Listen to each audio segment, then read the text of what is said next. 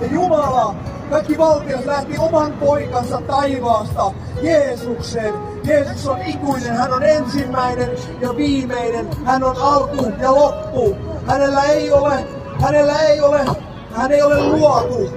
Ja hän tuli tänne ja tyhjensi itsensä siitä kirkkaudesta, joka hänellä oli Isän luona. Hän otti orjan muodon. Hän syntyi neitsin Marjasta. Hän otti orjan muodon, ihmisen muodon. Hän oli niin kuin olemukseltaan ihminen, niin kuin sinä ja minäkin.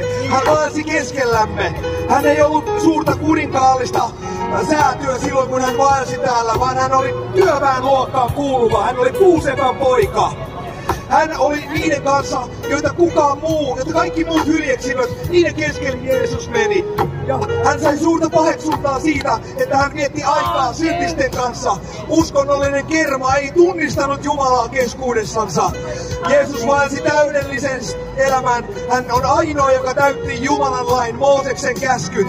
Ja näin ollen Jumala katsoi, että hän on myös täydellinen menemään sinne Golgatan keskimmäiselle ristille. Ja koska Jeesus nousi kuolleista, se tarkoittaa, Jumala luki hyväksi, että se oli täydellinen teko, mitä hänen poikansa teki. Jeesus nousi ylös kuolleista.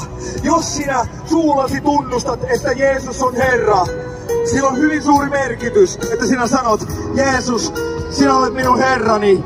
Sinä annat Jeesukselle ykköspaikan hallita sinun elämässäsi.